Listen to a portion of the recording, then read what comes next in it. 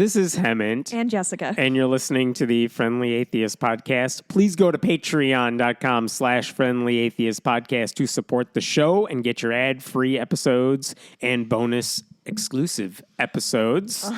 And we appreciate the support. So I was out of town last weekend after we recorded, and all hell broke loose. Yeah, shit which we have not talked about. Off. Curious. Where were you when you found out about Joe Biden dropping out of the race? On a New York subway. Were you? I'm pretty sure I broke the news to everyone in that subway. Did you just yell it?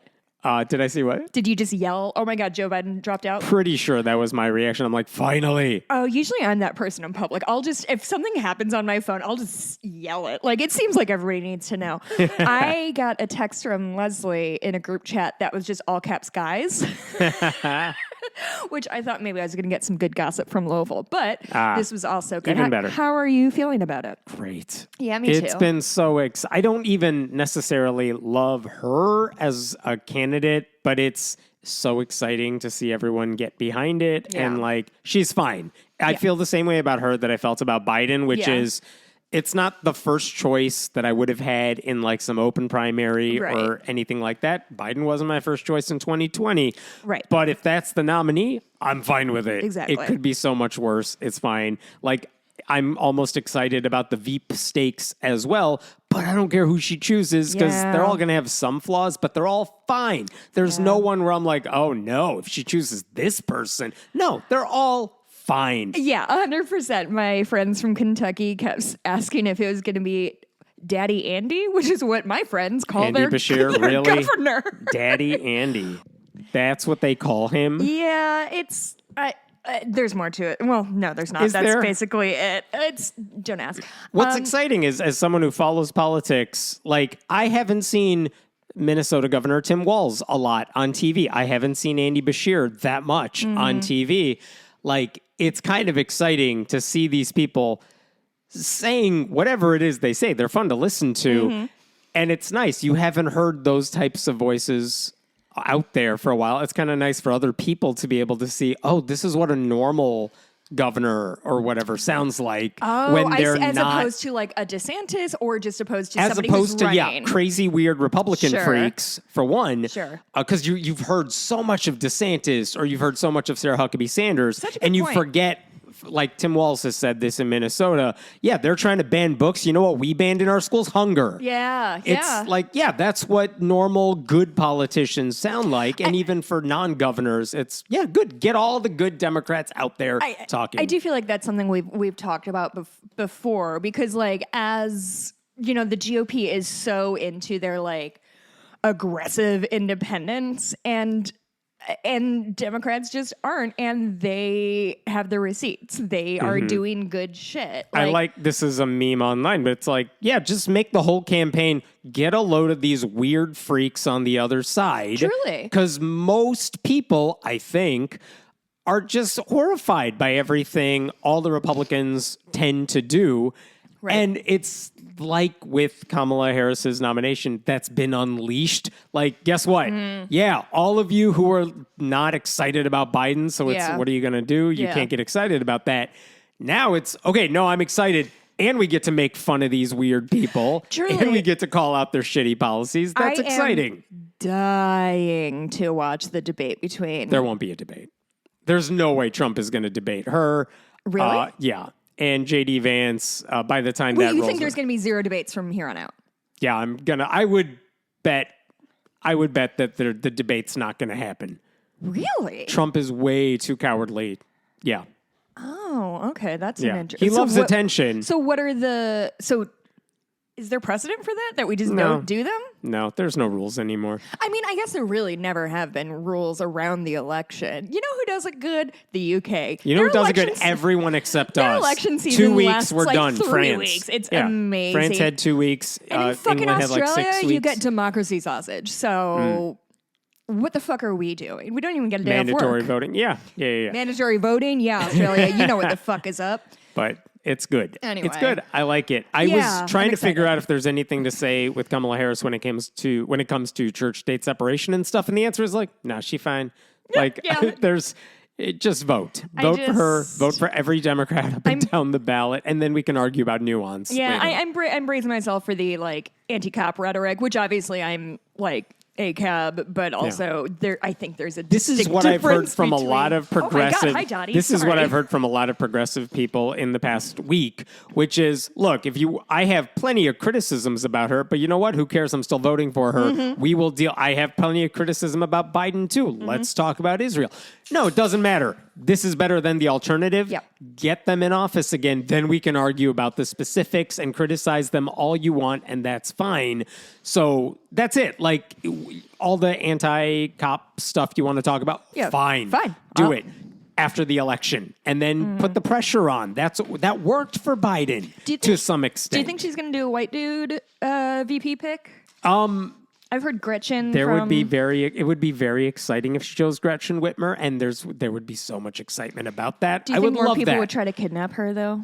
No, like it would be good. No, Gretchen Whitmer. I would love that. Guys, Gretchen Whitmer was the subject of a kidnapping attempt. So that was spurred by Trump's rhetoric. The thing is, I don't know that there's downside to her because you want a swing state governor. That's why they're talking about some of these other guys. Sure. I like her. She would be great. I don't think anyone would really have a problem with two women. And in terms of Democrats and in terms of Republicans, they would flip their shit and say the dumbest stuff imaginable. They're already doing that now, and she hasn't picked anybody. Yeah. So, like, make them say dumb anti-woman stuff, and like let them dig their own grave. Stuff like that. Yeah, I don't think she's going to pick Whitmer. Who do you think's the first person who's going to bring up what if she's on her period and has to make a decision or something like that? I'm sure it's already happened, and I just missed it. They're already going down the route of she's childless. You know who else hasn't had a child in the White House? Every president ever. So wait, childless? Oh, who yeah, gives a JD shit? Vance. JD Vance has said that on the campaign stump. Those it don't doesn't count. They don't count because they're not her biological material. That's the right-wing talking point about why you can't choose someone like her because she has no stake in the future. Are there? Oh, really? Even though she has, I want to be very clear, stepchildren and nieces. And nephews. Nope, doesn't matter. Well, there's also this is. They've I also can't gone even after make the a cat joke ladies. about this. I don't know what to do with this information because she doesn't have. Have there ever been a president? Is there been a president who doesn't have any kids? I know there have been presidents without kids. There's definitely been a gay president, and I can't. No, there was definitely a president. They're like, oh, this is his male companion. They travel together. He doesn't have children. Don't worry about it. Oh, George Washington. No, who was that? I don't know.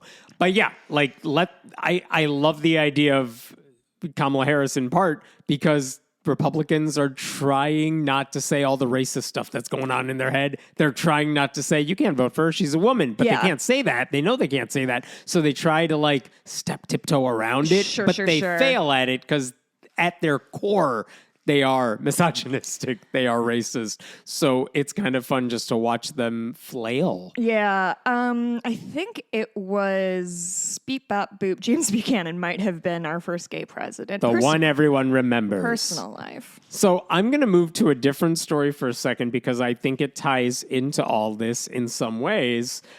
This is more about Biden than anything else. But the Southern Baptists had a scandal this week that has made me laugh ever since I started hearing about it, and it hasn't gotten any better for them. This is the whole example of people digging their own grave over something. You didn't have to do all that. You know I love that. Oh, yeah. Okay, so let's hear here's it. what happened. On Sunday afternoon, after Joe Biden dropped out and threw his support behind Kamala Harris, one of the talking points that came from that day is that, I mean, for Joe Biden, even though he had to drop out kicking and screaming, and it took him way too long to figure out that he had no chance in the race, maybe that's one of the most selfless acts in political history. It's that the most selfless. powerful person in the world realizes his age is becoming such a liability, he can't ignore it, that the polls suggest the public's not going to give you the benefit of the doubt, that things are not looking good for down ballot Democrats in tough races because you're dragging them down. And that would imperil democracy. So we figured that out finally. He decides to roll the dice by ceding power, hoping his next in command will get the votes she needs to win the race. Right. And right now, I mean, the rollout has been fantastic. But One of the raised more a butt ton of money. One of the more surprising takes, maybe, that came that day came from Brent Leatherwood, who is the president of Brent Leatherwood? I figured this would be a thing. Brent Leatherwood. That's from a romance novel that was written in 1972. There you go. He's the president of the Southern Baptist Convention's Ethics and Religious Liberty Commission. Basically, that's the public policy arm of the SBC. So it's like, focus on policy. we're done with his name now. Nobody's done with his name. When they have to have some statement, what do the Southern Baptists think about abortion, about whatever? Bad. They go to the ERLC, the Ethics and Religious Liberty Commission, and this guy runs that. Okay. So he wrote an essay Sunday night, and I'm going to read you a statement that he kind of put out. They had a actual formal statement and then a press release where it's like, here's what our president has to say about Joe Biden stepping down. This is from his separate statement. Not only is this a historic decision, it's the right decision for our nation. The role of president takes a heavy toll, and based on what has been apparent for some time, it was unrealistic to ask President Biden to endure another 4 years of the incredible burdens placed on the one who occupies this office. We should all express our appreciation that President Biden has put the needs of the nation above his personal ambition. Despite what some partisans will say, to walk away from power is a selfless act, the kind that has become all too rare in our culture. Great. Yeah, Wow. That's a perfectly fine thing to say. It should not be newsworthy to say any of that. Perfectly cromulent. If it's newsworthy at all, it's only because the ERLC is a very conservative group. Sure. And most conservatives who have any sort of platform whatsoever has made it a habit to treat anyone who agrees with them, like 99% of the time, as a sworn enemy of the country. Right? Yes. So this guy said, yeah, Biden did the right thing and it was selfless. Yeah, good for it was him. a good thing. So, and it wasn't that his essay, his statement, it wasn't all praise. He criticized the selection of Harris, and he said she's someone who would, quote, be cause for considerable concern among pro-life advocates and those who hold to a biblical definition of marriage. Because she thinks women are people and should control their bodies, and she thinks gay people are also people, and these go against everything Southern Baptists stand for. I guess my question is, how do any of her views differ from Joe Biden that we need to be especially like... Yeah, they don't. Okay. Not on those issues. And he's saying like, all right, Biden's stepping down, but his replacement's like not any better when it comes to the policies we care about, which apparently are only, do we get to control the uterus? And can we stop gay people from like being happy or existing? Or existing? That's all that matters. Yeah. He also criticized the Republican Party for trying to distance itself from its anti-abortion extremism, which not they have what I have observed. They have not done that. Yeah, like. He's referring to the fact that their platform doesn't explicitly say we want to ban abortion at all costs. Well, that's the first piece of good news I've gotten in like 3 months. Well, no, it's not. Like, here's why. The platform doesn't say we want 12-year-old rape victims to have their father's baby. No, it doesn't say that, but it suggests that the 14th Amendment should be used as justification for giving fetuses the right to life. Like the 14th Amendment? Yeah. I didn't know they called the that one. fetuses are people, my friends. Yeah. Therefore, they can be protected. Like, that is what conservative Christians have been arguing. And the Republican Party's like, we can't say that in writing. Sure. So we'll just hint that like pro-life positions are good and we want more of it. And wink, then put a wink. little wink at the end of the paragraph. Yes. So he's like, the really hardcore conservative Christians have been saying the Republican Party is distancing itself from the pro-life position, which they are not. No. And J.D. Vance is opposed to abortion and exceptions to abortion, even in cases of rape and incest. So what Leatherwood said in his statement is, this is an opportune moment for all Republican candidates to recommit to the GOP's historic stances on life and marriage, even as the current platform has diminished them. which their historic stance on life and marriage is everyone should have the right to life unless you're living and we want to kill you with an assault weapon, in which case that's fine. And marriage only counts if it's straight marriage, maybe between cousins if we decide to in certain states. Maybe if you're on your third wife like Newt Gingrich and Donald Trump. Maybe if you're married to Kamala Harris, you don't count because you don't have children, so your marriage isn't real. Well, and also if, you're 13 and want to get married and your parents say, okay, that's your right as a woman. Also okay. However, if you're 13 and you get pregnant, sucks to suck, you can't make any more decisions for yourself. So here's the thing. His essay, Brent Leatherwood's, the public policy guy's essay here, his statement after Joe Biden drops out is Republicans need to be more extreme. The new Democrat with Kamala Harris, she also sucks. But also, you know what? Joe Biden did this selfless thing and he put the nation over his own ambition. Well, he was trying to be a reasonable person who is, because this is a foregone thing that no longer exists. It's like, hey, I understand we have differing opinions. However, I do want to acknowledge that what so-and-so did was brave and or civic-minded. It was a fairly... And this is so, it's so a sign of the times that one acknowledging the unimpeachable fact that Joe Biden stepping down is a rare and brave thing to do, right? Yeah. And I haven't gotten to the reaction yet. And I suspect that somebody offering up our current president a little bit of grace is going to be not welcome by the rest of his cohorts. My guess. Yeah, it was a fairly typical essay by a conservative reacting to a major news event with, like you said, a splash of grace thrown in there for Joe Biden. It is clearly not an endorsement of Democrats. I wouldn't expect it to be. And I know it's not. That it is? I don't know. If you give any Democrat the benefit of the doubt, some people are like, what? You support them completely? Clearly he doesn't. Why don't you marry Democrats? I know. And after all, before running the Ethics and Religious Liberty Commission, you know what this guy used to be at some point in his past life? Married to a child. He was the executive director of the Tennessee Republican Party. His shit is clear. No one is accusing this guy of being anything but a Republican through and through. But like you said, as soon as he released the statement, people flipped out because, again, let me remind you, 81% of white evangelicals voted for Trump in 2020. Roughly 80% did so in 2016.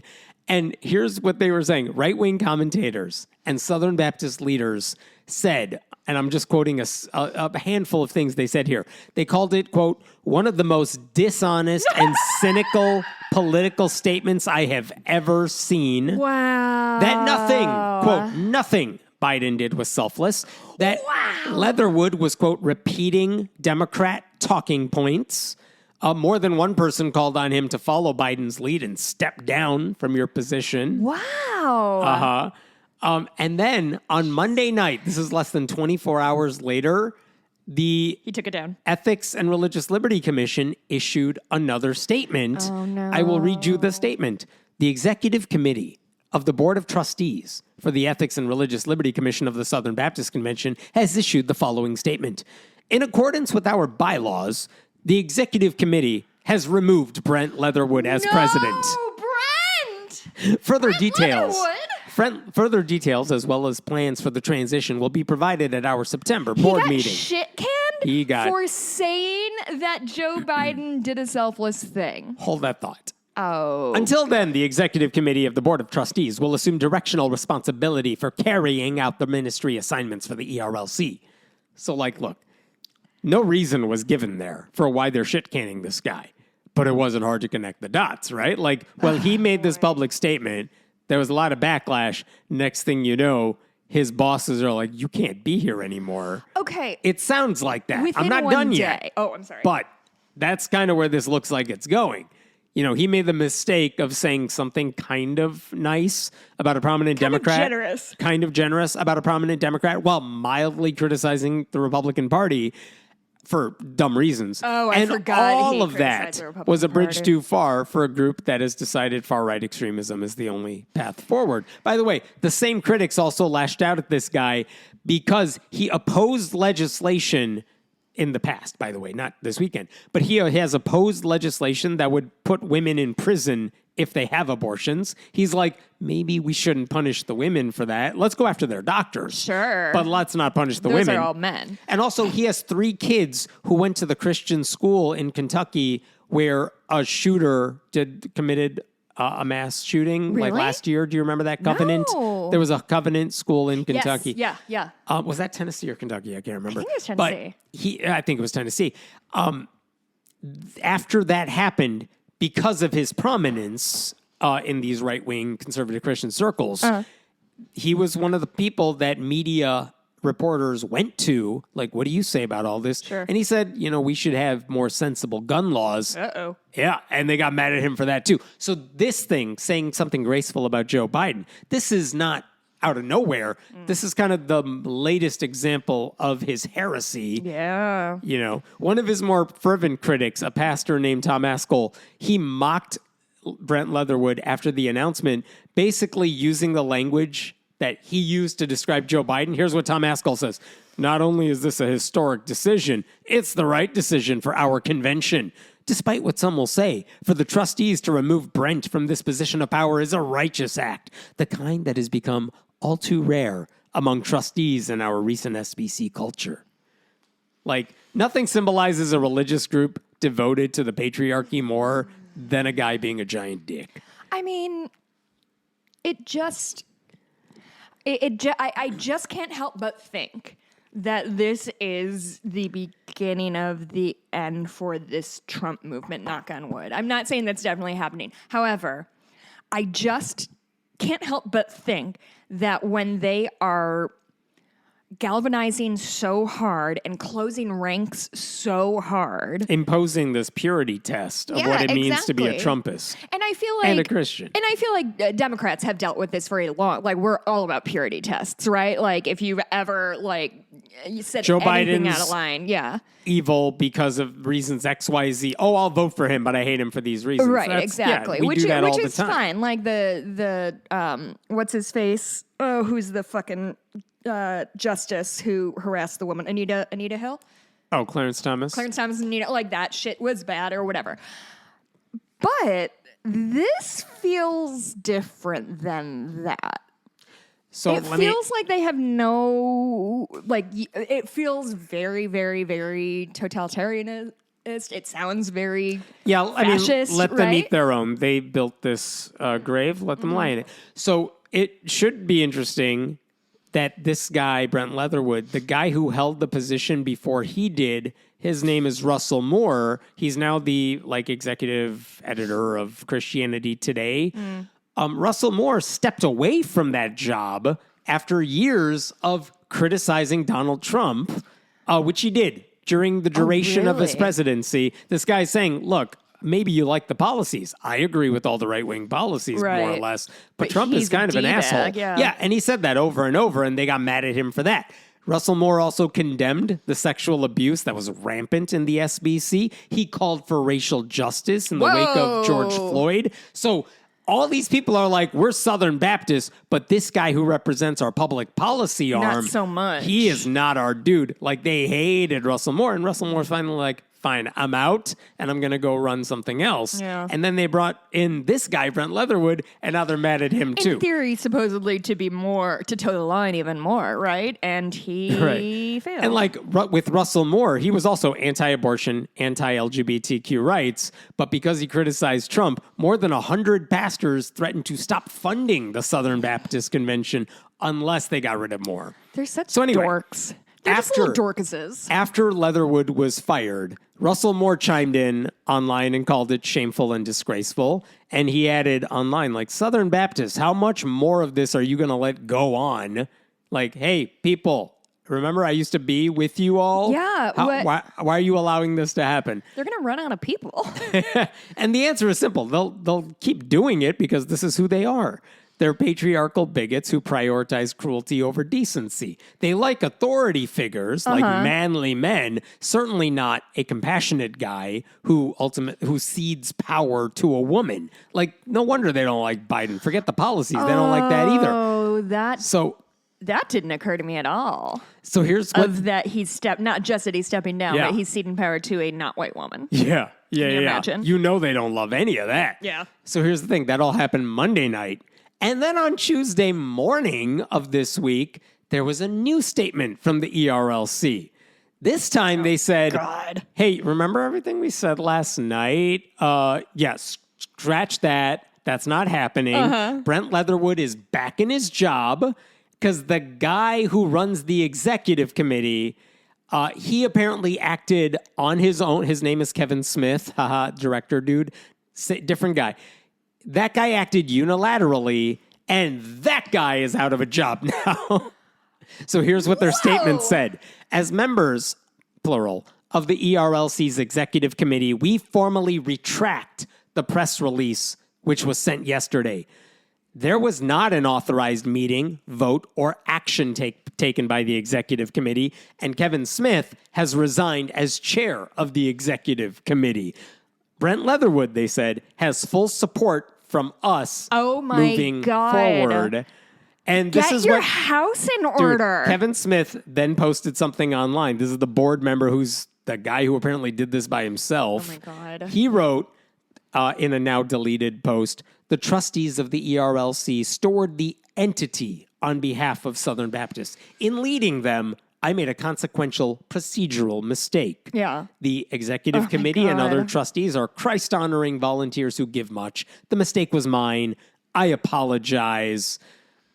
Listen, I've been following this for days. I don't think anyone knows what the hell is happening here, because here's what I want to know. It's infighting. Why did this guy, by himself apparently, say, Brent Leatherwood needs to step down, I'm firing him, he resigns, whatever? How do you do that Why? unilaterally? How do you do it unilaterally? And like, what was it that made you think everyone's going to be behind me on this? Not only that, what did this guy do that was so wrong that made me think this is a 5-alarm fire and I need to take care of this? Action needs was to be it taken because now. of what he said about Biden? Because as far as I can tell, everything the ERLC is saying is, no, this has nothing to do with what he said about Joe Biden. What does that have to do with then, sir? That's my question, and I have not seen that answer. As far as I can tell, Christian media outlets also do not have that answer. Christianity Today, which again is run by Russell Moore, the guy who used to be in that job, has not published an answer as to why Brent Leatherwood was initially forced out. So, like, they don't seem to know either. Yeah, thank God they don't have women in charge. Otherwise, shit would get crazy. So, here's where we're at. Brent Leatherwood, still in charge of their public policy arm. The guy who tried to fire him, out of a job, but we don't know why he acted the way he acted. We don't know why they're getting rid of him now. We don't know what structure they have in place that gave Kevin Smith authority to get rid of Brent Leatherwood. None of these people have any clue how to handle anything. Listen, they're playing Calvin ball with their own convention, and I am here for it. I am happy to see it. Let them fight I'm going to get tattooed across my back soon. If you're fighting over, like, well, did this person follow the bylaws? Like, you've made a horrible mistake in terms of messaging, in terms of policy. Like, just tell us what we want to know. Because now the argument is, here's what it looks like from the outside. A guy said something nice about Biden, then he lost his job. Then the backlash to within that... 24 hours. Yeah. Then the backlash to that was so severe, and everyone's like, we can't fire the guy for saying something decent. So then they reversed course. Counterpoint. But now no one wants to talk about what actually caused any of these people to do the things they did. And now they're just trying to be like, well, he didn't follow the rules, so he has to go because he wasn't doing the thing the paper said he's allowed to. No one cares. Just be honest with people, and they can't do it. Yeah, I have maybe a naive question. Is there legal action for Leatherwood, like for getting summarily shit canned and then? As far as I could tell, his public statements since all this I'm not came saying, down is he gonna? are he's cool with everything. He thanked everyone for being supportive of him during this time. So he's not going to do anything. No. I know. That's fine. I'm just wondering if something stupid like this is going to be the start of the fall of House of Cards. No. Because I'm worried that... No. Not worried. I'm curious They already if took care of it. They got rid of the guy who did the stupid But if thing. they keep doing shit like this, of just like randomly firing people out of the blue, someone's going to get a wild hair up their ass and sue them. No, not a religious entity. I would have thought the Republican Party would have seen their downfall faster for sticking with Trump, even though he makes them lose everything. Yeah, that's true. And that hasn't happened. They make them lose down ticket. I think that's what they're not. But that was also true 2 years ago. Yeah, that's like true. The midterm elections in 2022 were not great for Republicans, but they stuck by their guy anyway. Yeah. So either they just don't want to learn their lesson, or there isn't going to be one, and they're just going to keep digging this hole. So I don't care. Like you said, let them fight. Yeah. But the whole drama behind all of this, which still boils down to they tried to get rid of this guy because it looks like he praised Joe Biden, kind of. And then they're like, "Oh, this looks bad for us." And then they tried to reverse course, and now the guy who fired him is out of a job. I don't know where this goes, but it's hilarious. They are directionless. They truly have completely lost the plot of this. Uh-huh. I don't think anybody knows what their goals are anymore. I read this today. This is from Religion News Service. They quoted Kevin Smith, the guy who tried to do the firing and now has been fired. Here's what he said in a statement. After multiple conversations with executive committee members of the ERLC, I was convinced in my mind that we had a consensus to remove Brent Leatherwood as the president of the ERLC. It is a delicate matter, and in an effort to deal with it expeditiously, I acted in good faith, but without a formal vote of the executive committee. This was an error on my part, and I accept full responsibility. At this time, the executive committee does not wish to move forward with my course of action, which is a very technical thing to say. And then he put on a hockey jersey and went to the comic book shop. Yes, exactly. Kevin Smith jokes. There you go. But the entire response to all this is just, why did you get rid of this guy? Why did you think he needed to be removed? Why are you now taking the fall for the stupid thing you did? You know what's wild is... Why can't any of these people just talk normal? They're all weird freaks. That's the Republican Party these days. In my middle management days in corporate America, RIP, I just remember anytime we had an employee who was underperforming, not doing great, it was presenting a problem for whatever reason, we would have to document every fucking breath that person took to make sure that we were above board. And like, if we do have to let this person go for whatever reason, we need to have a paper trail. This dude... But when you work for a private religious group... This dude was like on his couch at 2 a.m, like after... I had a thought based on a statement. After 6 beers, was like, you know what? Fuck it. I'm like, you know what? Fuck it. I do deserve a new pair of boots. He's like, fuck it. I'm going to fire this motherfucker. Wait, you guys don't like that I did that? Why are you mad at me? All right, I'll find a new job now. It's just it just feels like everybody is so internet bound. They've never spoken to another human before and just forgot that there's like real world consequences. I really do think the Democratic Party going in on these other people are all weird freaks thing is a big deal because it forces normies. It forces normies to have to listen to all the crazy shit that people like us have been talking about forever because Republicans say it, but most people ignore it because they're allowed to, because they have jobs and real lives to deal with. But like watching Republicans talk about why all books that they don't like need to be banned and stuff like that, that is appalling and that is unpleasant to most normal people. And it's force them to have to say all this shit, all the stuff about don't vote for Kamala because she doesn't have kids. Don't vote for her because she's some cat lady, which is another thing J.D. Vance has said in the past. Or he's just said something like Democrats are a bunch of cat ladies or whatever. Like, go ahead, insult everybody you need. To what end? Like, because the entire Republican platform is let's trash everyone who doesn't look or talk like us. You're right. And they're all insane. They are. And forcing other people to hear their words out loud makes them look bad. I mean, truly, in this case, sunshine is the best disinfectant, right? Just like let everybody say whatever they need to say. I think that's why this broke out of Southern Baptist circles, because what Brent Leatherwood said about Joe Biden, none of that was weird. No. That's perfectly fine to say and you expect it. It's how adults comport themselves. But watching the rest of his people flip out over it. And by the way, even though one guy acted unilaterally to fire him, there were plenty of Southern Baptists who also demanded that firing online. But if you only listen to the crazy people online, you get the sense of this is what everyone wants. It's why Trump people think like, how did Biden get like 81 million votes? He's only got 35 followers. Yeah, like, what? I don't see lawn signs everywhere. None of you show up to his rallies. It's like, yeah, because he's not our demigod. Because we all have jobs and like children to take care or cats to they're take care of. so online, they're so in their bubbles that they can't imagine the rest of us just think they're crazy. Mm-hmm. Anyway. You want to see a cute picture of a cat? No. I'm I gonna show hate you cats. anyway. But look how cute she is. She's got a little paw over her little face. Isn't that cute? Her name's Jillian. Veto. Don't even know whose cat it is. Don't It's a care. barn cat. She's a monster. We adopted her because apparently nobody else at the shelter wanted her because she's such a dick. Nice. I keep saying I think she's dying because she's being really nice to me lately. Oh. Anyway, Let's talk about New Zealand. I love New Zealand. Yes. So this Am I week, going to be happy about New Zealand? No. New Zealand just released a 3,000-page report following a 6-year investigation completed by what they call the Abuse in Care Royal Commission.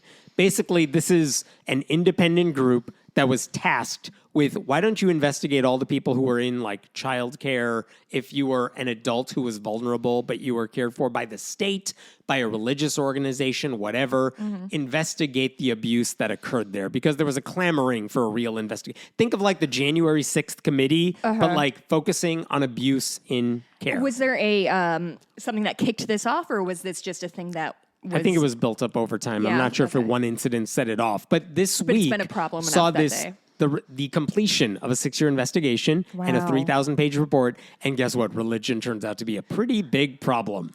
Really? This is the Prime Minister, Christopher Luxon, who said in a press conference about the release of this document, this is a dark and sorrowful day in New Zealand's history as a society and as a state. We should have done better, and I am determined that we will do so. Here's what the report found. This is a country, by the way, of about 5 million people, and they looked at the past 70 years of care. Okay? Wow. Like 1950 to 2020, basically. Ooh, I bet the They further in said- time they get back, it gets worse, especially for Maori people. Yes. About 200,000 people were abused over the course of those 7 decades. Many of the organizations, state-run and religious, got away with it, they said, because of an overwhelming lack of oversight. The results, the reports say, were a national disgrace. Wow. They said of those 200,000 people endured physical, sexual, verbal, or psychological abuse. Many more were exploited or neglected. The inquiry heads wrote, these gross violations occurred at the same time as New Zealand was promoting itself internationally and domestically as a bastion of human rights. Truly. They also pointed out that the average cost of abuse, because they calculated this for survivors, amounted to roughly $500,000 in US dollars. Wow. That includes the cost of healthcare, suffering, opportunity costs, and even premature death. Like this is all of these victims lost something as a result of the abuse they suffered. And had to be financially. I mean, if we were to give them Compensated. compensation for what they suffered, they actually had a number for that. Now, will the government actually give them that money? No, not yet. It is actually not clear that in this document there were 138 recommendations for how to move forward. It's not clear any of those will be adopted, including payments to survivors. Wait, why are you so pessimistic already? I'm not necessarily, but they're not. It seems like they're taking pretty deliberate steps to rectify this. The inquiry said these are the steps you could take to rectify this. And then who does that go to? The government can see. now take these things and say, all right, which of these things do we want to implement? They haven't done that yet. It'll take some time for them to do any of that. So we don't know which of these they're going to adopt. But I did want to point out what they found about, they specifically called out the Catholic Church, for example. Really? Quote, actually quoting from a news article, the report singled out churches, particularly the Catholic Church, as failing to address or prevent abuse. As many as 42% of those in faith-based care by all denominations were abused. What? 42%. The Catholic Church actually said in a 2020 briefing to the commission, like they had a hearing and Catholic Church representatives were there. They said that accusations of abuse had been made against 14% of its clergy in New Zealand during the time covered by the inquiry. Like when 14% of your staff, Like a sixth. Yeah, roughly. When Fucking yeah. allegations are made against 14% of your workplace, you my cannot blame like a couple of Christ. rogue members, right? This is systemic. The report also pointed out that several priests who were convicted of sexual abuse were sent by the Catholic Church to Australia or Papua New Guinea. Like they were allowed to we start love fresh sending criminals in to a Australia. place where their That's our crimes favorite were thing not to known. do. Yeah. Jesus Christ. One advisor to the commission said faith-based institutions should, quote, exit the business of care in their pastoral care, adopt national, and in their pastoral care, they should adopt national standards and transparent complaint processes. Wow. Church officials responded to this by saying, we're reading the report. We'll respond after we're done with the just have to 3,000 digest this pages. first. Yeah. The other group that was singled out were the Jehovah's Witnesses. In fact, the Jehovah's Witnesses went to court to prevent the section about them from being made public. That can't be a good sign. Nope, and then they lost the case. On what grounds did they try to protest it? And what did they do? Is I it can't sexual remember. abuse or is it a lot of it's all like blood kinds of abuse. transfusion situations? No, it's not an opinion that Is we it think your abuse policies to are not wrong. let kids have birthday parties? Yeah, Is yeah. that legally abuse? No, I think they were just saying like the main you thing I know didn't about Jehovah's Witnesses. you didn't get our input on this. It's unfair. It's very mean to us. But the courts were like, no, nothing they're doing Your is Honor, unfair. this hurts my feelings. Yeah. Could you please tell them to stop? The report, it was a 64-page separate section on the Jehovah's Witnesses. Wow. And it was basically a case study into one group. And what it said is this report blamed, among other things, the power, like why did all the abuse happen? They blamed the power held by elders, the high barriers when it came to disclosing abuse, the inferior position of women within the faith, the fear of being disfellowshipped if you came forward with an abuse allegation, like you might be shunned, horrible record keeping, and the existence of something we have discussed on the show called the two-witness rule, which says church elders should not take a victim's account of abuse seriously unless someone else witnessed it, even though the only other person in the room may be the abuser. So the most damning passage in the report was in their summary, in which they said the Jehovah's Witnesses' approach to this inquiry and to its activities was premised on the basis that they said no children or young people were ever in our care. Like, don't blame us for not taking care of abuse victims. We never took care of any abuse victims, which is their way of saying, like, we don't run a child daycare. We just have kids who show up to our services. So, And like, if they get abused, that can't be our fault. yeah, that's literally what their argument was. Cool. And the inquiry's like, yeah, they're actually using that as a get out of jail free card. I work with teenagers, and a thing I've been saying to them a lot recently is like when they're arguing about something stupid, I just say, as long as you're right. Like that, because that always seems to be the goal. Whether or not they actually disagree with me, they just need to be right. That is how I feel about churches and things like that. Like they will do or say whatever they need to, as long as like, yeah, you're right, you guys, you did nothing wrong. And that's truly how I feel about these kinds of things. Is like they will throw up every kind of protestation they know how to, instead of being like, take the L. Like, yeah, we fucked up. We need to do better. If we care about the people we are supposedly serving, we are going to do better by them in the future. Instead of this very immature thing of like, nuh-uh, not literally, not technically. Technically, we didn't do that. Like, you're adults. Fucking take the L and do better. The 64-page report also included several statements from a woman named Jasmine Grew, who spoke with the inquiry, the people on the inquiry, the team. She went on record with her name, and she explained to authorities how her religious leaders handled her own account of abuse.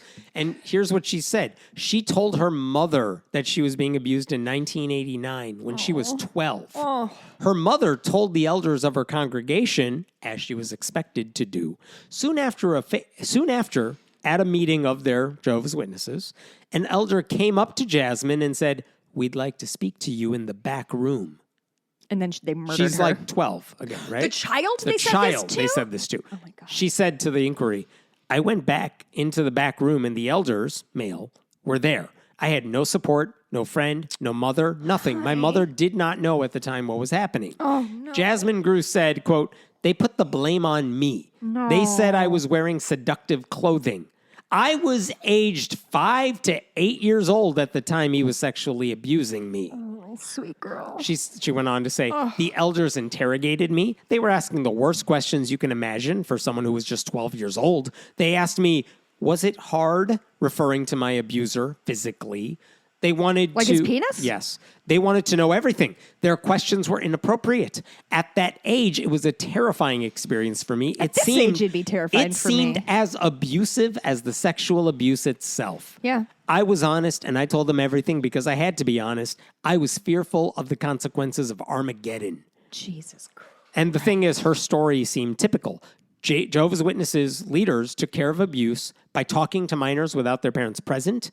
Then they used religious threats to get them to keep quiet. And it worked. Like, this woman hadn't come forward with this publicly until decades later. And by the way, the inquiry said in their report, we have not seen any evidence of the Jehovah's Witnesses referring sexual abuse allegations to police during the time they were investigating. Anyway, at the end of this whole report, there's a 364-page future section, which includes all the recommendations for how people should react to all this. Like, what can they do? Jehovah's Witness or no, everybody. Okay. How can people do better in the future? Because that's what you want an inquiry for. How do we prevent this stuff from happening in the future? And they did have a section about religion. And the thing that struck me is you can't really tell a religion what to do, especially if it might violate their religious beliefs. So, like, they can't say... Is their religious belief abusing children and then shoving it under the carpet? Yeah, I mean, that's just what Jesus wanted them to do. If that's in the Bible, I guess legally we can't do anything about it. So, like, the best recommendation they had for these religious groups, including, by the way, the Pope, the Archbishop of Canterbury, the governing body of Jehovah's Witnesses, their recommendation was issue apologies, which... It's true. They literally had a list of who needs to apologize because they don't have the authority to make them do anything else. Yeah. I don't know who would benefit from such an apology, but I guess at the very least it would acknowledge that, all right, we screwed up on this and we facilitated the abuse because right now they're all just trying to wipe their hands clean. Well, I mean, I don't want to understate the fact that I think for a lot of victims, an apology could be something really powerful because it could be. It could be the first time they ever hear their abuser or whatever is... The institution that covered up the abuse. So I don't want to underplay that. What I want to overplay is they can't make them do anything. They can't shut them down. They can't... Not really. And in addition to the apologies... Do you think maybe giving religion so much power was a mistake? That was a big mistake. Oh. In addition to the apologies, they were also said, hey, maybe you should work with an agency that is dedicated to safety. Maybe you could work with oversight bodies that handle abuse, but we can't make you. Like, there's no punishment if you don't do it. So I think here's the benefit. So they're just going to let them keep doing their thing? Well, there's no authority that the Royal Commission has to make them do anything that they say violates their religion. But can the government take this essay that they've written and be like, okay, well, we now have evidence that y'all are actively abusing children and covering up, we're shutting... We're taking away... I mean, if they have evidence of physical abuse by someone, sure, they can take action against that person just like any secular law enforcement can. Do they have a similar... but you can't shut down the churches. Tax incentive thing for... Yeah, I don't know what the details are. But yeah, like, here's the thing, though. This report, here's the benefit of the report. Even if you don't have the legal authority to go after these religious institutions, public shaming matters. Yes. It's going to have a greater effect on these institutions than anything else. Like, people should know your family is not safe if you attend a Catholic church, if you attend a Jehovah's Witness Kingdom Hall meeting. The leaders there have a longstanding habit of not just facilitating abuse, but denying that it exists at all. So, if anything, from all these headlines in New Zealand, the takeaway should be that it's better to avoid these groups entirely than put your children or yourselves at risk. And honestly, that is important. I don't want to discount that. Right. So that may be the bigger takeaway than any of the actual recommendations. Wow. I mean, as long as they're right? You know what I mean? As long as nobody tells them they're doing a bad job, then everything's fine. Everything will work However out. many victims need to pile up to make sure that these guys can sleep well at night, I don't care. Yep. I have a story out of Texas. I don't like Texas. Too bad. This is the headline I saw in an Associated Press article about this. Freedom from Religion Foundation sends 3 letters to Rusk ISD, Rusk Independent School District in Texas, to stop student-led prayers.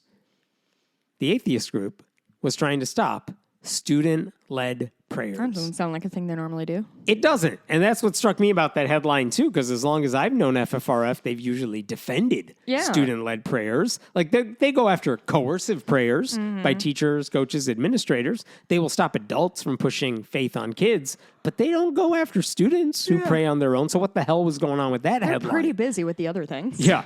And the headline explained that FFRF had sent those letters, 3 letters to the district to, quote, stop their student-led prayers before football games, claiming they are unconstitutional.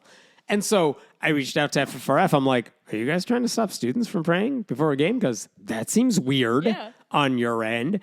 And the article, there was a news segment that went along with that article that basically said everything I just told you. Like, these atheists are trying to stop these students' constitutional right to pray. Yeah. And they quoted the Rusk ISD superintendent. His name is Gray Burton. He defended the students, obviously. He defended what they were doing. He's like, these kids are praying on their own. How dare these, basically, evil atheists try to stop them? FFRF's an attorney with them said it violates the First Amendment even if a student is the one delivering the prayer. And I'm like, that also sounds weird coming from FFRF. And then they quoted a political science professor, like, here's an expert who doesn't belong to any of these sides. This is the FFRF? No, this is the news segment. Oh, okay. Quoted some professor saying, well, as long as the government in a public school is not leading or composing the prayer, as long as it's not a coach or a teacher, they have to allow students to freely exercise their faith as well. Saying, I think the school district is fine here. Yeah. Okay, so all of that sounded weird. Yeah. Reading that article, watching that news segment, I'm like, I'm missing something here. One thing they did not say is, tell me about the prayer, because they didn't say it in the article. I'm like, what is going on that all these people seem mad about? And when I found out the details, the answer is, oh, the reporter and the news channel didn't give people all the information. Here's what actually happened. Are you ready for this? No. All right, so I got all the letters.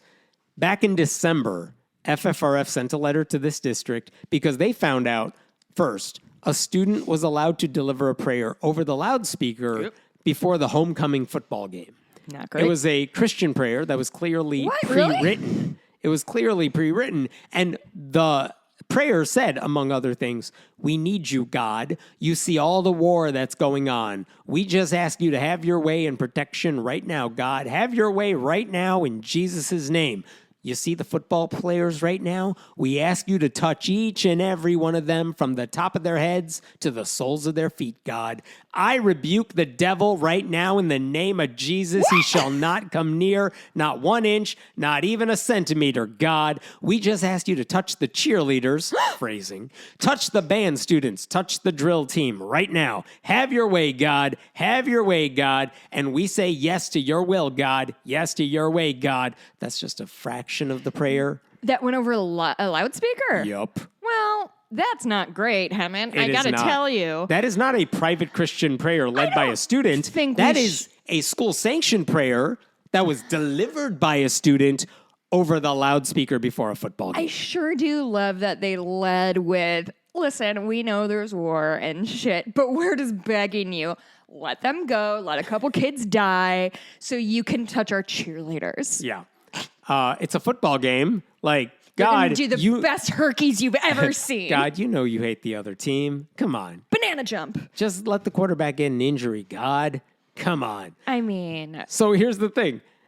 The student was allowed to take over the loudspeaker in the press box before a football game and deliver that prayer. No random student is allowed to go into the press booth and just click the button on the loudspeaker and start talking and saying whatever they want. So the school, second episode of Bob's Burgers. the school allowed this to happen. Yeah. And in their letter, FFRF said, nothing you're doing here is legal, right? They said, The prayers delivered at the football games are inappropriate and unconstitutional. Not only is the school, and thus the district, showing favoritism towards religion and coercing participation in these prayers by holding them during school-sponsored events, but it's also providing the prayer giver with the PA system needed to impose these prayers on attendees. Yeah. So, yeah. Now, the district's defense is that, well, remember that football coach from Bremerton who went to the Supreme Court and he Christ, here wanted we to go. pray at midfield after football games? Joe Kennedy? Joe Kennedy. Nice. They said he was allowed to privately pray at midfield after a game, so we're allowed to let a student take over the press booth. It's the same thing because they're both praying, even though that's the literal only thing those two things have in common is that they're praying. One was a coach, one is a student, one was on the field, one is in a press box. It doesn't strike me as a very similar situation. FFRF said, yeah, you can't use that as justification because Coach Kennedy's prayers were not, quote, publicly broadcast or recited to a captive audience. That's a good point. So it was a sensible demand by FFRF because what the district was doing was illegal. They needed to stop. Guess what the district did with that letter? Burnt it? They never responded. They pretended like it never arrived. Okay. See, that is some waspy ass shit. You just there's a problem. We're all going to pretend it's not happening and go on with our lives. I'm getting a subpoena. Oh, I didn't see it. I guess I'll continue with my life as planned. Some of us with anxiety can really compartmentalize shit. And this is an example.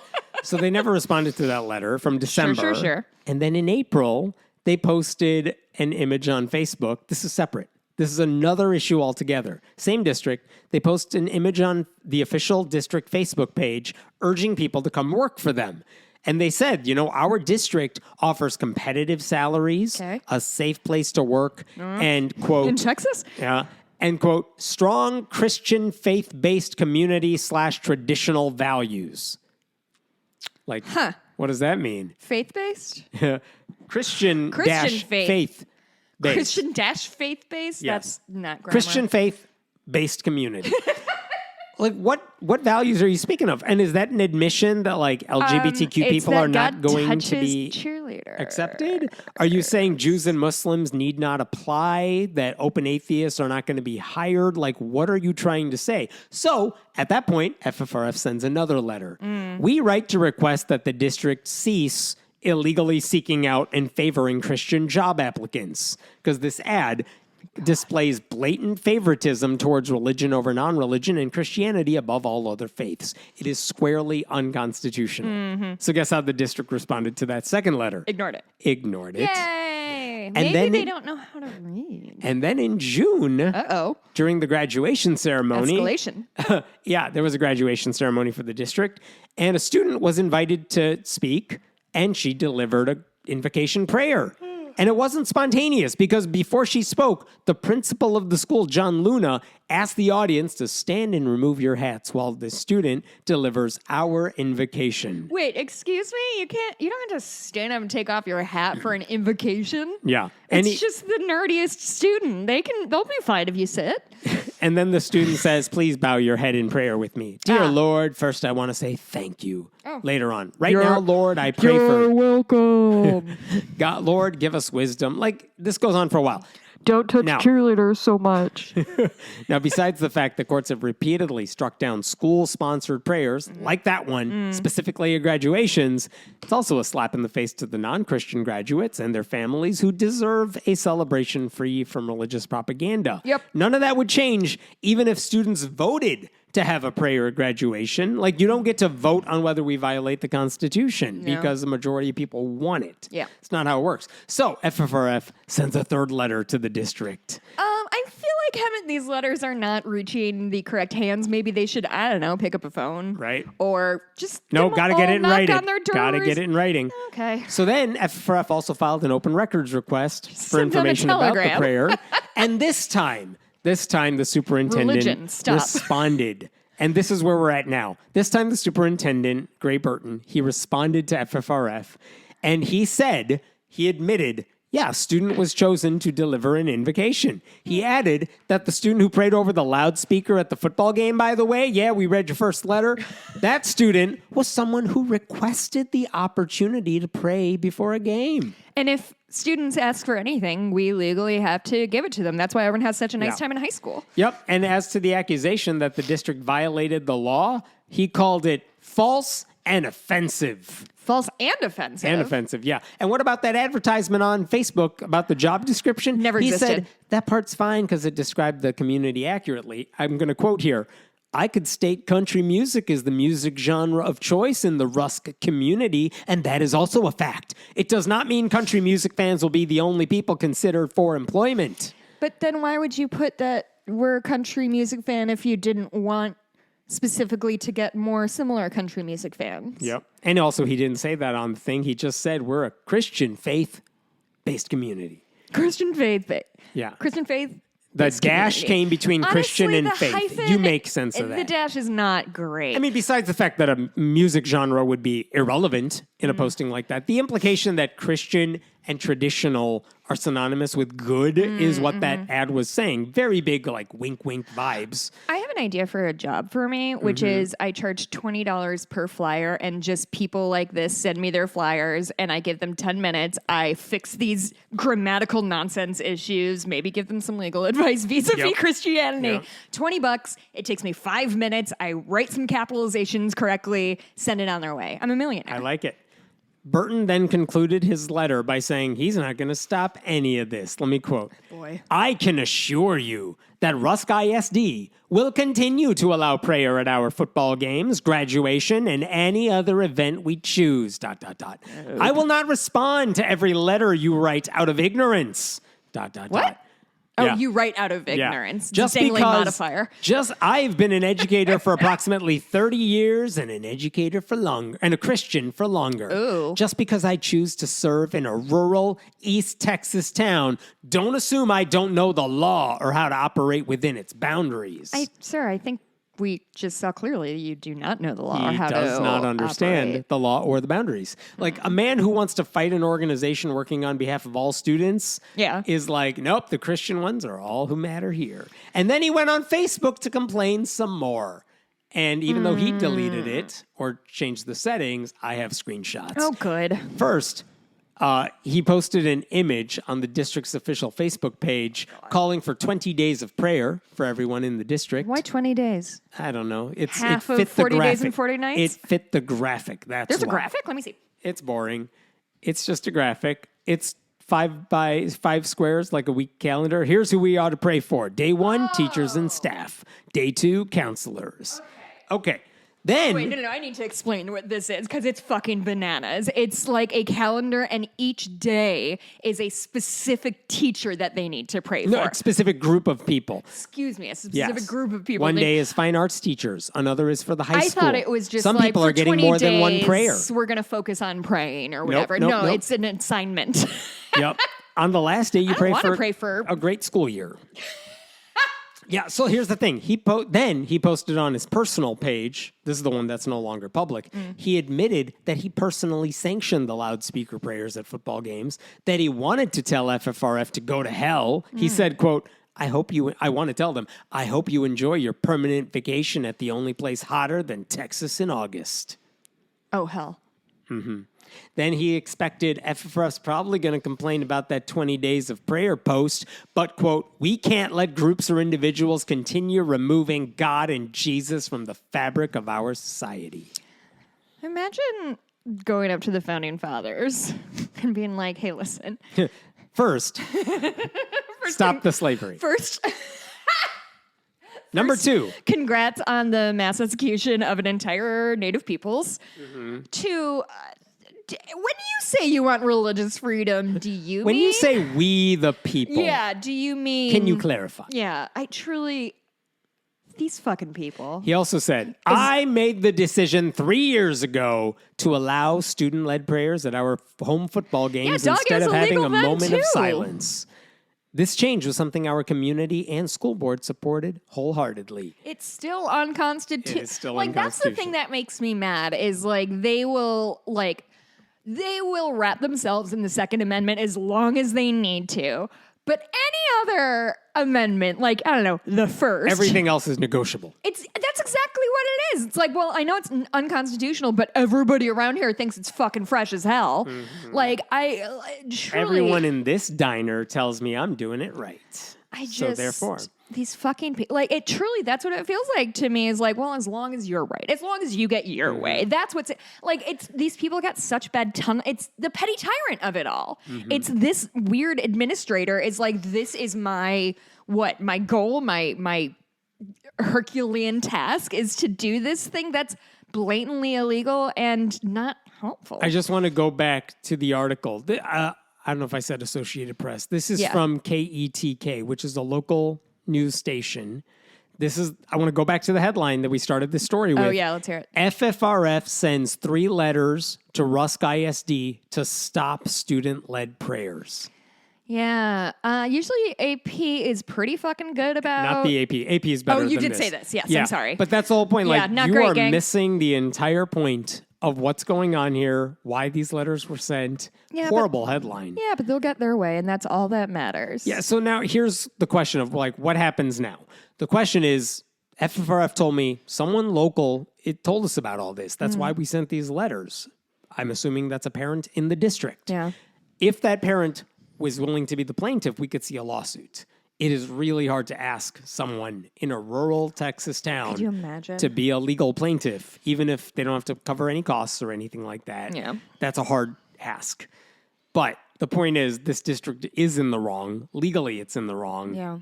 But that doesn't necessarily mean FFRF is going to sue, because they need to have someone local to do it. Oh, boy. Yeah. Anyway. Let's talk about something else. I did have 2 bits of good news for you, I figured. Good. Someone yelled at me last week, a listener, who said, I need something optimistic at the end of this podcast. So this week... crying at the end of an episode isn't optimistic enough for you? I have some good news. So the first one involves a story we covered maybe a month or so ago, but it's about a Tennessee school district that was trying to thwart the after-school Satan Club. Oh, sure. And so basically, this is the Memphis Shelby County Schools. I'm not going to rehash the entire story here, but Satanists, the Satanic Temple, wanted to launch an after-school Satan club earlier this year at a place called Chimney Rock Elementary School in the town of Cordova, not far from Memphis. And what happened is that the district kept putting up obstacles in their way. Mm-hmm. Okay? These were like science crafts club. Sure. You know what I mean? And they only exist because the same school has a Christian good news club that also meets there. So they said, fine, we want to offer parents an alternative. Great. And what did the district do after they said they wanted to launch? One, the district officials held a damn press conference about it. Really? Denouncing the idea that this club existed. Like, they had a huge press conference. The school board chair spoke out and said Satan has no room in this district. She referred to the Satanic Temple and the club as the enemy. Oh, my God. Other district officials said, like, basically their entire press conference is, look, the law says we have to, but we want you all to know we don't like this. We hate this. Yeah. So there was that. There was also, they made the Satanic Temple have to pay for a lot of things you didn't think they actually needed. Here's what they did. Oh, yeah. They kept the application for space pending for over a month, so they couldn't start on time. Like, the Satanic Temple went online, said, we want to reserve space, and then they never responded to it for a long time. The district would not pass out permission slips for students to attend their club, even though they did pass them out for the Good News Club. Oh. For the first meeting in January, the district charged the Satanic Temple over $2,000 for a special security fee to hire 10 police officers for 4 hours. 10 police officers for an elementary school club? For like a 1-hour club after school. What are these police officers going to do in the face of Satan himself? High five. Cool. They also made them pay $250 for field lights. Like, you know, the lights that go on in the football stadium at night? Mm-hmm. You have to pay $250 for those. Why? I don't know. Are they on the football field? They were not on the field. And by the way, the Satanists said, after our meeting, we only saw 3 police officers on site. And by the way, the field lights were not turned on. So that's that. Wow. And after they held their first meeting, the next meeting, they were told you have to meet at a new place, that all future meetings have to be starting at 5:00, not after school. Oh, sure. Which yeah. means the Satanists then have to pay for childcare as well. So all this happened, right? Like, and by they're the way, so proud of themselves for throwing up all these roadblocks. Like going home at night, like, guess what I know. So the Satanic Temple eventually sued the district, saying, you're clearly just trying to block us from meeting. We know what you're doing here. And I have an update for you now. Like, again, you know what? One thing I forgot I know you like. Okay. They did have one other meeting last year in March, this past year in March. And when they met, it was before school, so they wouldn't have to put up with a lot of this stuff. But remember, they were at the end of a long hallway with a white sheet covering up the entrance to the door, and one cop stationed outside the sheet. That's so good. Yeah. I forgot about that. So here's the good news. Earlier this month, after the lawsuit was filed, both sides reached a settlement, and this week, the details of that settlement were finally made public. And what happens? The school board, is going to have to pay over $15,000 to resolve this case.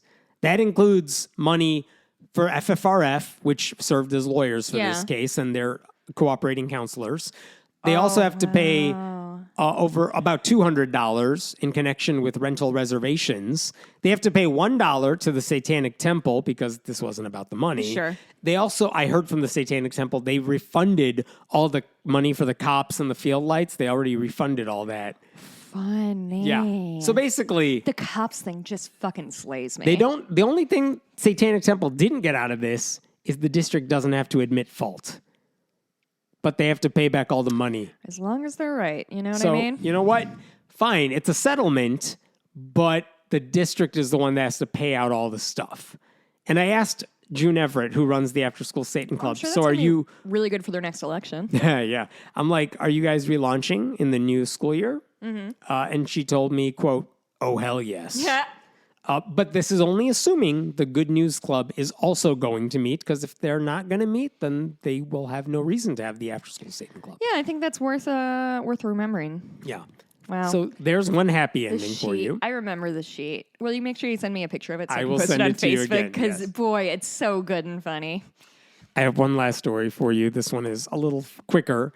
But also good? Also good. Great. Gallup released a survey this week about creationism and how many people believe in it. And like the good news is that belief in young earth creationism is at an all-time low, and acceptance of evolution with no guidance from God is at an all-time high. Okay. Yeah. The bad news Bill is Nye that did his good work. creationism is still more popular than it should be. Creationism is still more popular than reality. Listen, we do not need to grab defeat out of the jaws of victory, Hammett. Let me give you some numbers, though. Take the W. Gallup asked, basically, which of the following statements comes closest to your views on the origin and development of human beings? Option 3 here. God created human beings pretty much in their present form at one time within the last 10,000 years or so. So that is young earth creationism. God poofed them into existence. 6,000 years. Well, Within under 10,000 10,000 years. 37% of Americans say, yep, that's what I believe. The thing is, though, that and that's lower than ever before. I bet that 37% of Americans aren't really faced with a lot of scientific notions that frequently. So I'm not super concerned, but still, that's a whole lot of people who just don't believe in geology. Yeah. To me, the geology of it all is... Or don't know the word geology. That's fair. Or plate tectonics. Yeah, too many syllables. Yeah. So 37% are young earth creationists, at least according to this survey. And they've been doing this survey for years, like with the same wording. So it's interesting to compare. Oh, they have? Oh, it's the exact same. Oh, interesting. How many people believe in that, quote, human beings have developed over millions of years from less advanced forms of life, but God guided the process? So I mean, I also think less advanced forms of life is not an okay that thing is to say. Yeah, but it's fine. a weird way. Like, Yeah. we're not like those apes. Well, because it demands an understanding of evolution that says like humans are the pinnacle of Yes, evolution, and which that's is not how it works. Not how anything works. We're not pinnacles of I everything. will tell you about my lower back problems and explain to you why evolution is a real thing. Because if God gave me this terrible lower back, how fucking dare he? So, what percentage believe humans developed over millions of years Mm-hmm. without God? It is 24%, and that's a record high. That's less than the creationists. It is less than the creationists. Tell me again the guided one. Oh, Evolution with or guidance. the third option is: do you Oh. believe we evolved over millions of years, but God played a role in the process? So we're special. Yeah, evolution is true, but God likes our branch of the tree more than all the others. I don't know that I agree with your summation of that. No, what does that mean? I mean, I would God played a role in the process. basically that like God had a hand in guiding. I don't think it necessitates that like humans are the special. I mean, I guess if we're the ones who are ruining the whole planet, we're the It special certainly ones. provides cover to the Christians who believe, all right, Catholics believe in evolution. Yeah, like, I don't but sure, really have God a- played a role. It's a very wishy-washy way of putting But it. frankly, that doesn't bother me because it does not necessitate throwing out the baby with the bathwater. Right. It's like wrong, if you need to do but- a God of the Gaps thing to get you there, Yes. fine. That's what that is. Right? That is at 34%. So Okay. young Earth creationism, 37.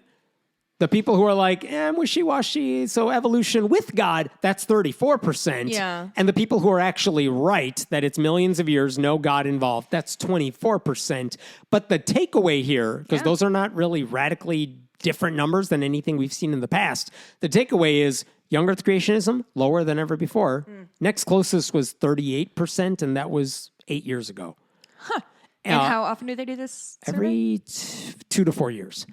Has And it been trending downward or has it been spiking? the evolution, millions of years, no God involved, that has slowly, steadily gone upward. Okay. So it's at 24% now, but it used to be like under 10% back in the day. Okay. The one that is young Earth creationism has kind of had its ups and downs over the years, but the last time it was down, it was at 38%. Then it went up for a little bit, and now it's back down to 37 with a record low. So interesting. What are the takeaways from this? Here's what won't surprise you. If you ask weekly church attendees what they believe, 61% are young Earth creationists, compared to 24% among those who never attend That's church. what we call a self-selecting Yes. population. What about people without a college degree? Without a college Without degree. a college degree, 43% of Americans believe in young Earth creationism. That Without a tracks. college degree, compared to only 26% who accept young Earth creationism if they have a college degree. So, like, Okay. the God-guided evolution people, they tend to be political moderates, semi-weekly churchgoers. You should have seen the eye roll Hammond just gave to me when he said political moderates. It turns out the people who can't make up their minds on evolution also have no good thoughts about politics Your and eyeballs were like gonna are pop out of your wishy-washy when it comes to skull. going to church. Okay, continue. And the funny thing is, Political moderates. like, I mean, no, I agree. I It was don't just- have to tell you why young Earth creationism is wrong, but it's so wrong that even Pat Robertson, may he look up at us, used to say, I don't think most Christians are stupid enough to buy into young Earth creationism, No, Pat Robertson. right? And like the funny thing is, What a hole he left behind. so many jokes to make about that. shut up. And the thing is, I thought, this is a cute survey and all, but who cares? It's creationism. We're done with that. But the truth is, we're not done with this stuff because in just last year alone, West Virginia lawmakers, we talked about this, they introduced a bill that would allow science teachers to bring intelligent design in the classroom. And while that didn't pass, a watered down version of it did become law this past April. So in some ways, we are still having these debates about what qualifies as science. Yeah, West Virginia. Come on, guys. So, like, fewer Americans than ever before are biblical literalists when it comes to creation, but all of them seem to wield power over the political process. So, like, this stuff isn't going away. I guess there's a little bit of a silver lining when it comes to the numbers and the direction they're going. But just to put that out there, these debates are not going away anytime soon. According to a 2023 study, West Virginia is the least educated state. and ranked 48th overall in graduate or professional degree holders. Yeah. So, I mean, as long as they're right, you know? There you go. As long as they get their way. That's all I got. What are we going to talk about in the bonus? God, I don't know, man. It's been a rough couple of weeks. We had some friends over on Saturday who we met at do you remember the meetup we had in October? Yeah. We met some friends who lived nearby, and so they came. We met at the same brewery, and then after literally 1 hour, I was like, can we just go back to my house? I want to put on sweats. Nice. So we hung out here, and I will tell you about some of the funny stuff we watched. It was a fun night. I'll tell you about my little trip. I went to go see stuff in New York. It was that's good. wonderful. I don't, honestly, I might think of something else, but I've not been doing anything. You can go to patreon.com/friendlyatheistpodcast to support this show. I have a funny anecdote about BTK that I will tell. Every episode, there's a new BTK thing. I'm still reading the book. I'm almost done with it. And next I'm going to be reading Robert Caro's, what's it called? What's it called? No. Okay, you keep talking. I'll figure out what it's called. I was like, it's either going to be one of the 10,000-page books or it's going to be the 12-page book. No. It's Which one? The Power Broker. Okay. Well, they're doing That's the 10,000-page one. Well, they're doing that. We'll do it together. 99% Invisible. Yeah, they sure. Yeah. Wait, have you started it? I have not because I want to read the book as well. Okay, good. I'm gonna do it on Spotify, so I can do it while I clean stalls. Nice. Anyway. Okay. All right. We'll see you in the bonus. Bye.